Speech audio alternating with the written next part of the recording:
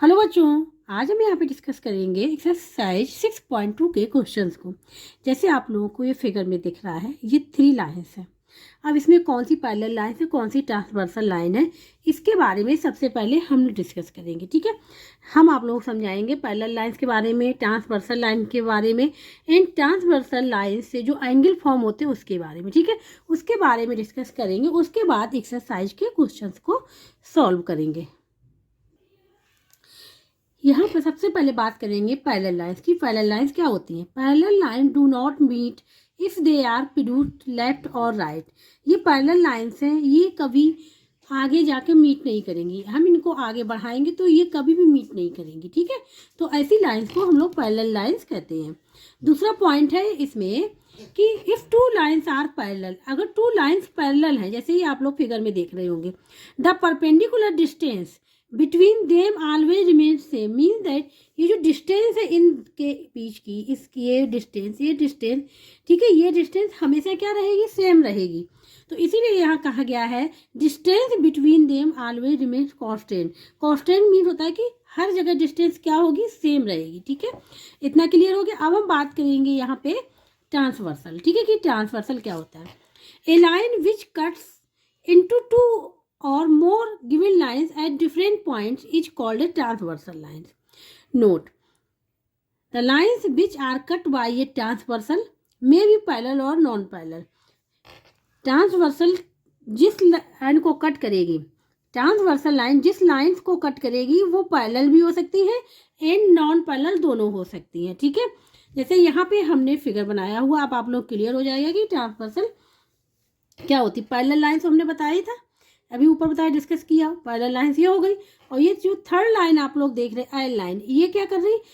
इस parallel lines को यहाँ पे और यहाँ पे कट कर रही इन 2 पॉइंट्स पे। ठीक है, तो ये लाइन कहलाएगी हमारी ट्रांसवर्सल लाइन। क्या कहेगी? ट्रांसवर्सल लाइन इसको हम लोग बोलेंगे।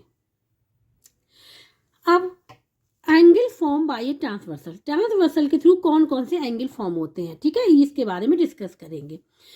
तो देखो, एक्सटीरियर एंगल्स क्या होते हैं? जैसे ये लाइंस है, ये आप लोग देखिए लाइंस पैरेलल नहीं है, वहां पे हमने बताया था कि लाइंस पैरेलल भी हो सकती है और नॉन पैरेलल भी हो सकती है। ठीक है, तो ये पैरेलल लाइंस नहीं होगी क्योंकि अगर ये आगे जाके क्या मीट कर जाएंगी, इसलिए ये ट्रांसवर्सल है। ये जो लाइन ट्रांसवर्सल है पी क्यू, ये इस लाइन और इस लाइन को यहाँ और यहाँ पे कट कर रही है, इसको पॉइंट हमने ले दिया एल एम।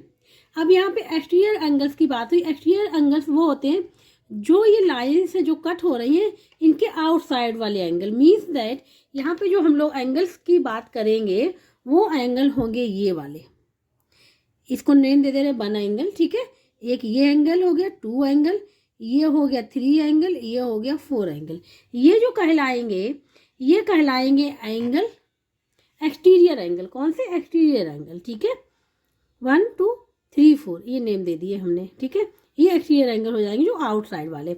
अब बात करेंगे यहाँ पे इसी प्रकार से इंटीरियर एंगल। ठीक है, इंटीरियर एंगल, ये सेम इंटीरियर एंगल्स कौन होते हैं? जो इनसाइड है, इनसाइड द लाइन, ये वाले एंगल, ये एंगल। ठीक है, ये एंगल, ये एंगल, ये हो गए हमारे इंटीरियर एंगल। ठीक है, इनको भी नाम हम लोग दे सकते हैं यहाँ पे 1 2 3 4 इस प्रकार से कर सकते हैं। ये एंगल हो जाएंगे इंटीरियर एंगल। ठीक है, अब बात करेंगे यहाँ पे करस्पॉन्डिंग एंगल्स के बारे में। ठीक है, करस्पॉन्डिंग एंगल, करस्पॉन्डिंग एंगल्स के देखिए हमने 4 फिगर यहाँ पे बनाए हुए हैं। ठीक है, 4 फिगर हमने यहाँ पे बनाए हुए हैं। यहाँ पे सेम उसी प्रकार से लाइन है, आई एम पे कट कर रही है। तो करस्पॉन्डिंग एंगल्स कौन कौन से होते हैं? सेम साइड होने चाहिए, ट्रांसवर्सल के सेम साइड होने चाहिए, ट्रांसवर्सल के सेम साइड। ये एंगल और ये एंगल करस्पॉन्डिंग होगा। ठीक है, ये एंगल करस्पॉन्डिंग होगा। ठीक है, और ये एंगल एंड ये एंगल जो है ये एंगल करस्पॉन्डिंग एंगल होगा। ठीक है, इसी प्रकार से इसमें अगर देखें तो ये वाला एंगल एंड ये वाला एंगल, ठीक है, ये होगा।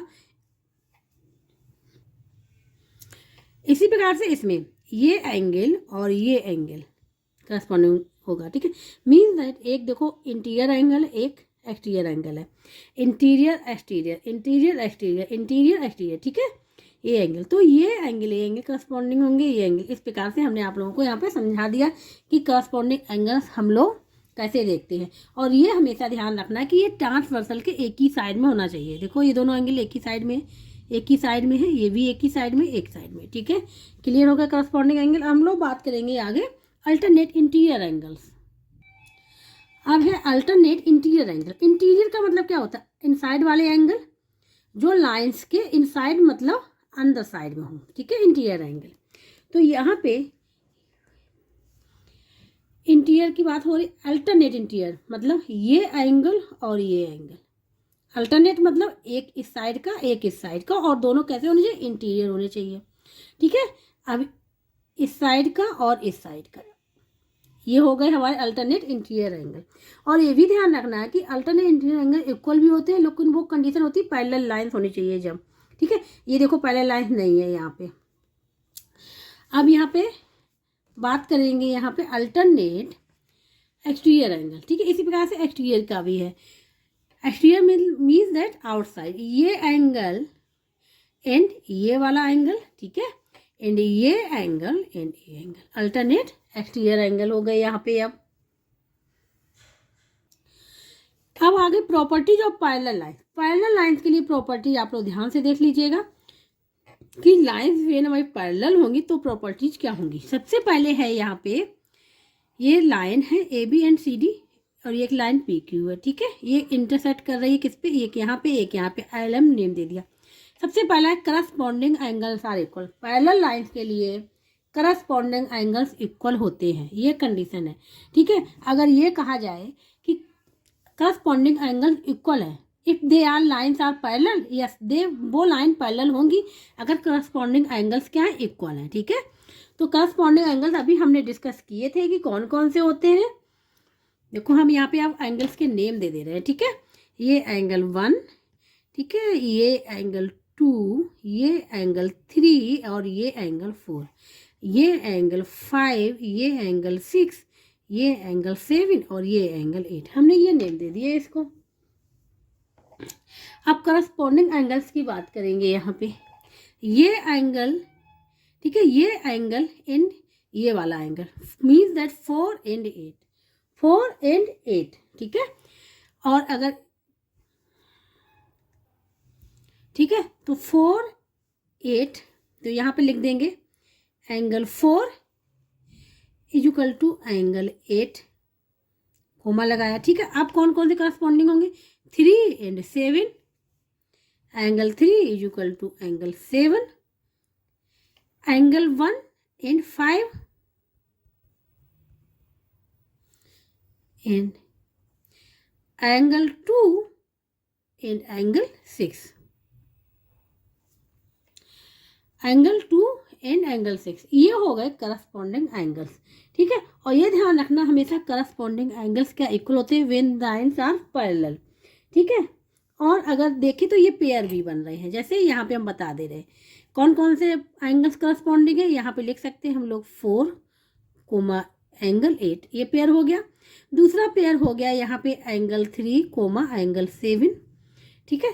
तीसरा पेयर हो गया यहाँ पे एंगल 1 कोमा एंगल 5, और जो लास्ट वाला पेयर जो हो गया यहाँ पे हो जाएगा एंगल 2 कोमा एंगल 6, ये पेयर हो गए, ठीक है। ये क्या हो गए? पेयर हो गए।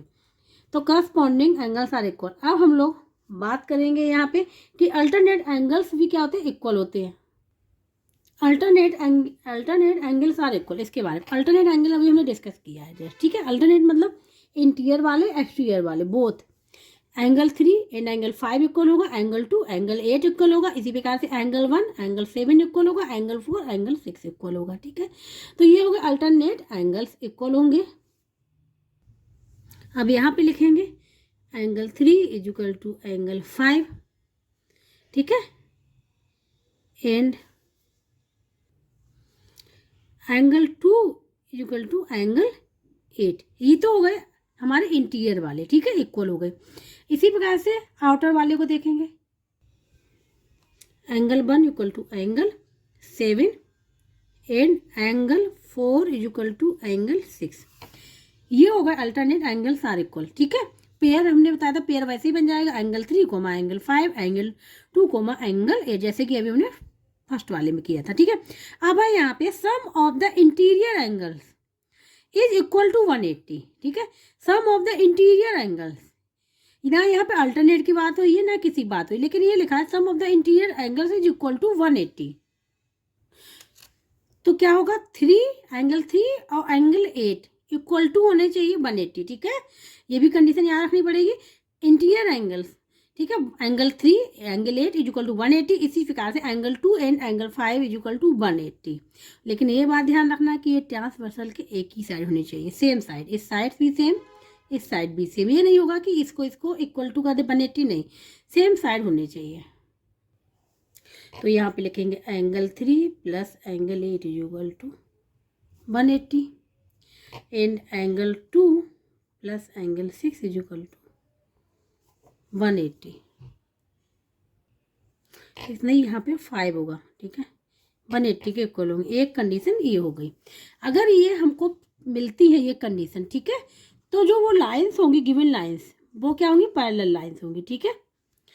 तो इस प्रकार से कुछ इंपॉर्टेंट पॉइंट्स है जो हमने आपको यहाँ पे क्लियर कर दिए हो, ठीक है। जिसको कहीं भी डाउट हो, समझ में ना आ रहा हो, वो कमेंट बॉक्स में करके पूछ सकता है। ये पॉइंट आप लोगों को याद होने चाहिए, इसके बाद ही एक्सरसाइज को सॉल्व कर सकते हैं, ठीक है। अब हम लोग यहाँ पे सॉल्व करेंगे एक्सरसाइज को। अब यहाँ पे एक्सरसाइज 6.2 के क्वेश्चन है। पहला वाला है MCQ में, ठीक है।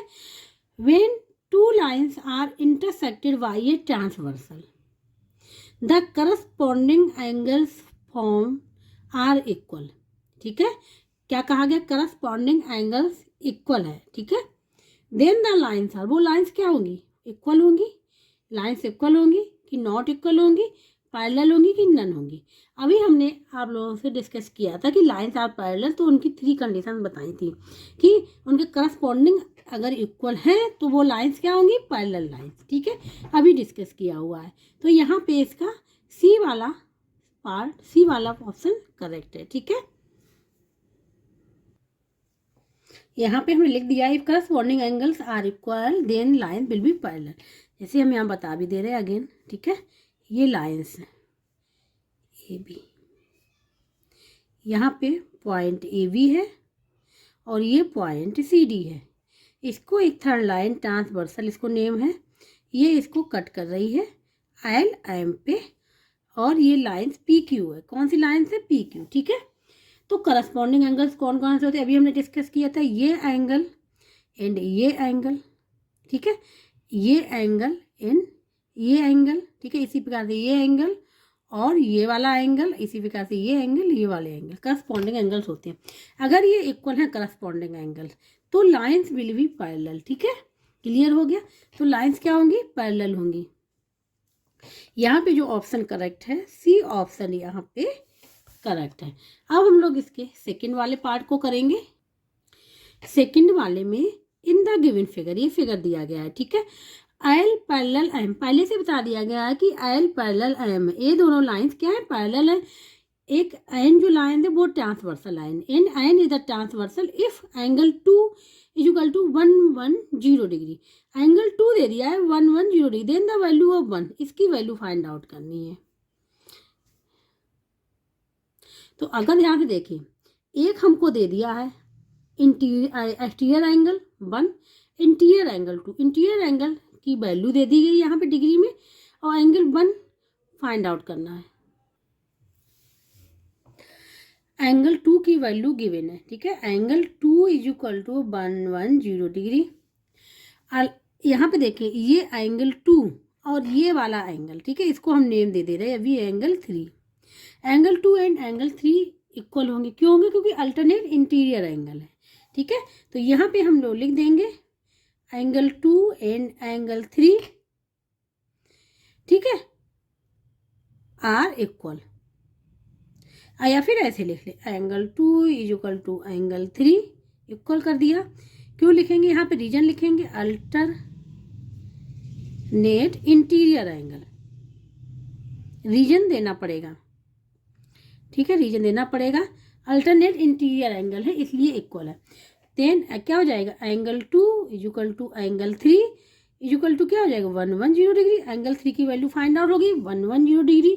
ठीक है, अब अगर ध्यान से देखें, ये एंगल और ये एंगल मिलके क्या बन रहा है, लीनियर पेयर बन रहे हैं। ठीक है, लीनियर पेयर के बारे में हम डिस्कस कर चुके हैं एक्सरसाइज 6.1 में। ठीक है, वो आप लोग देख लीजिएगा। ठीक है, ये लीनियर पेयर फॉर्म हो रहे हैं, एंगल 3 और एंगल 1 लीनियर पेयर यहाँ पे फॉर्म हो रहे हैं और दोनों का सम इक्वल टू हो जाएगा 180 डिग्री के।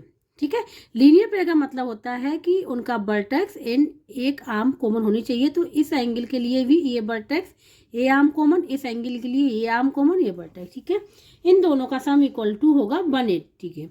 तो यहाँ पे लिख लेंगे angle 1 plus angle 3 is equal to 180 degree. क्या हो जाएगा, 1 की वैल्यू फाइंड आउट करनी, एज इट इज रहेगा। Angle 3 is equal to 110 degree is equal to 180 degree. यहाँ पे हम लोग को लिखना पड़ेगा reason linear pair, linear pair. ठीक है, ये हो गया। अब यहाँ पे एंगल 1 की वैल्यू फाइंड आउट कर ले, हो जाएगा 180 डिग्री माइनस 110 डिग्री, ये हो जाएगा 70 degree. Angle 1 is equal to हो जाएगा यहाँ पे 70 डिग्री, ये आंसर हो जाएगा इसका। ठीक है, angle 1 is equal to 70 degree, ये आंसर हो जाएगा। अब चेक करेंगे कौन सा ऑप्शन करेक्ट होगा। ये फिगर था, सी ऑप्शन यहाँ पे दिया है वो करेक्ट होगा। यही 70 डिग्री हम लोगों का भी निकल के आ रहा है। सी यहाँ पे क्या होगा, करेक्ट होगा। ठीक है, ये हो जाएगा। अब हम लोग करेंगे इसके थर्ड पार्ट को। ये थर्ड वाला पार्ट है, इन द गिवन फिगर। इसके लिए फिगर यहाँ पे गिवन है, A B parallel C D. ये जो लाइन है पैरेलल है A B parallel C D if A P Q 130 degree. ठीक है, ए पी क्यू मीन्स ये वाले एंगल की यहाँ पे बात की गई, ये 130 डिग्री है। फाइंड आउट करना कौन, ये एंगल पी क्यू डी, ये वाला एंगल फाइंड आउट करना है। यहाँ पे हम लोग लिख लेंगे जो गिवन है। ठीक है, क्या है, A B parallel C D, ये पैरेलल का साइन होता है, A B parallel C D given है। ठीक है, और एल जो है यहाँ पे ट्रांसवर्सल है, ट्रांसवर्सल है। ठीक है, ये हो गया क्लियर। एंगल यहाँ पे गिवन है A P Q is equal to 130 degree, 130 degree. Find out करना है एंगल पी क्यू डी, ये वाला एंगल फाइंड आउट करना है पी क्यू डी। ये एंगल गिवन है कितना, 130 डिग्री। फाइंड आउट करना पी क्यू डी।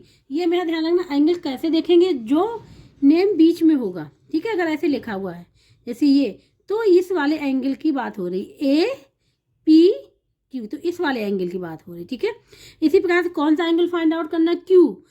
जो एंगल बीच में होगा, जो नंबर बीच में होगा, जैसे यहाँ पे देख रहे हैं आप ये लेटर। ठीक है, क्यू बीच में है ना ये, तो यहाँ पे बीच में तो इसी एंगल की बात हो रही, तो पी देखेंगे, पी क्यू डी, इस वाले एंगल की बात हो रही, ये फाइंड आउट करना है। ठीक है, क्लियर हो गया। यहाँ पे नंबर भी हो सकता है। ठीक है, तो इसलिए मैं नंबर बोला था। अब यहाँ पे हो गया 130 degree is equal to angle P Q D. ये क्लियर हुआ आप लोगों को? क्यों, अगर ध्यान से देखें फिगर में, ये अल्टरनेट इंटीरियर एंगल है, अल्टरनेट इंटीरियर एंगल है। ठीक है, तो यहाँ पे रीजन देना पड़ेगा अल्टरनेट इंटीरियर एंगल।